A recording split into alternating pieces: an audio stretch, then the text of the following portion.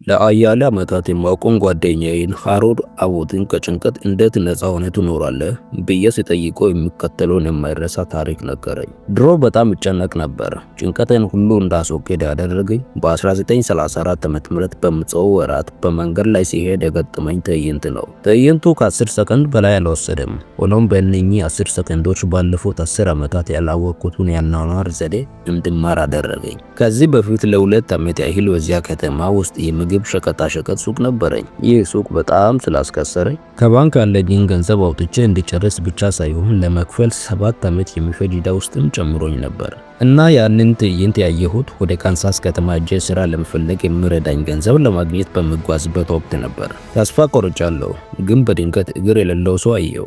እሱም በሁለት እጁ ብርኩማ ይዞ እየተንፏቀቀ መንገዱን አቋርጦ ወደ እግረኛ መሄጃው ለመውጣት ሲፍጨረጨር አየሁት። አይኖቻችን ተጋጠመ።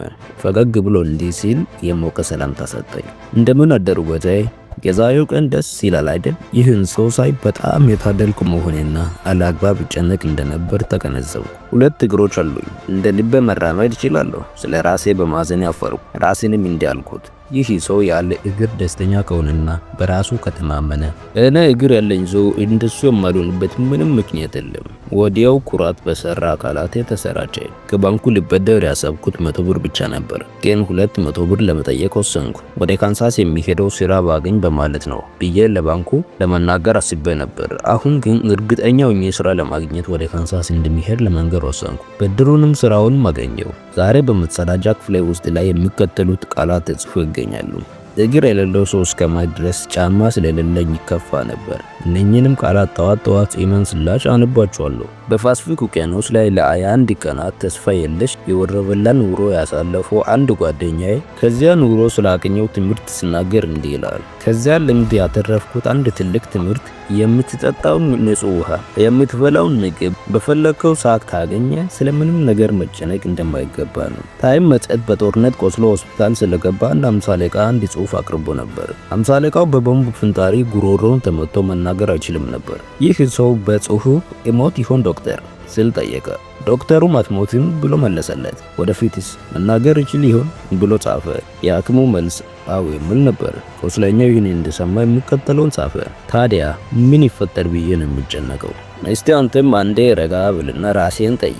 ምናልባትም መጨነቅ የማያስፈልግና እርባና የለሽ ሆኖ ታገኘው ይሆናል። በሕይወታችን ውስጥ ከሚያጋጥሙ ነገሮች መካከል 90% ያህሉ መሆን ያለባቸው ሲሆን 10% ደግሞ መሆን የማይገባቸው ናቸው። ስለዚህ ደስተኛ ለመሆን ከፈለክ መሆን የሚገባቸውን ተቀብለን መሆን የሌለባቸውን መተው አለብን። እጅ አለ፣ እግር አለ፣ አይን አለ፣ ቤተሰብ አለ። እነኚህ ደግሞ በተረት ውስጥ ከሚያጋጥሙ እጅግ በርካታ ሀብት የሚልቁ ናቸው። ለመሆኑ ከእነኚህ ነገሮች አንዱ በሚሊዮን በሚቆጠር ብር ሽጥ ብትባል ትስማማለህ? እግርን በስንት ትሸጣለህ? እጅህንስ? የመስማት ችሎታንስ?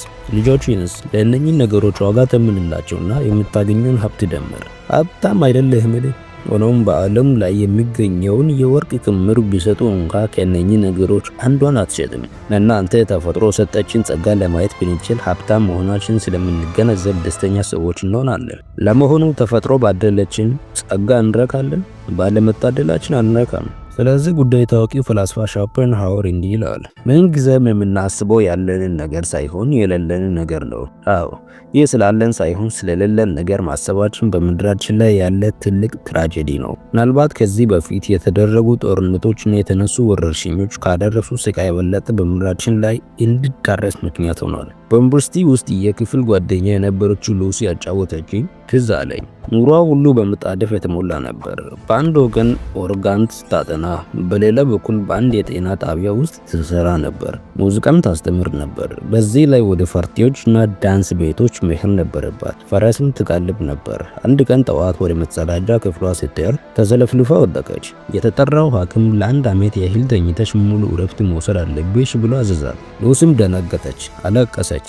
እንዴት አድርጌ ልገፋው ነው ብላ ተጨነቀች። ሆኖም ዶክተሩ ያዘዛትን ከመፈጸም ሌላ ምርጫ አልነበራትም። አንድ ሰዓሊ የሆነ ጎረቤቷ ሊጠይቃት መጥቶ እንዲህ አላት፣ 1 ዓመት ሙሉ የአልጋ ቁራኛ መሆን አሳዛኝ ሊመስልሽ ይችላል፣ ግን አይደለም። እንዲያውም ለማሰብና ከራስሽ ጋር ለመተዋወቅ እድል ይኖርሻል። የመንፈስ ብርታትን ታገኛለሽ። ሉሲ ተረጋጋች። መጽሐፍት ማንበብ ጀመረች። አንድ ቀን በሬዲዮ መግለጽ የምትችለው የምታውቀው ነገር ብቻ ነው የሚል አስተያየት ሰማች። ሉሲ ይህን የመሰለ አባባል ከዚህ በፊት ይሰማ ነበር? እንግዲህ እንደዚያ ቀን በግልጽ ገብቶኝ እና ተሰምቶኝ አያውቅም ትላለች። ከዚያ ቀን በኋላ ለመኖር ከሚረዷት ነገሮች ሌላ ላለማሰብ ወሰነች።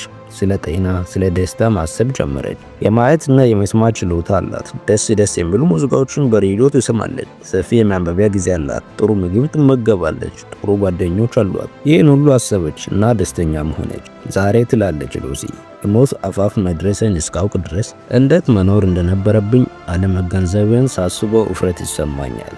ዶክተር ሳሙኤል ጆንሰንም የነገሮችን በጎ ገጽታ መመልከት መቻል በወር 1000 ብር ከማግኘት ይበልጣል ይላሉ።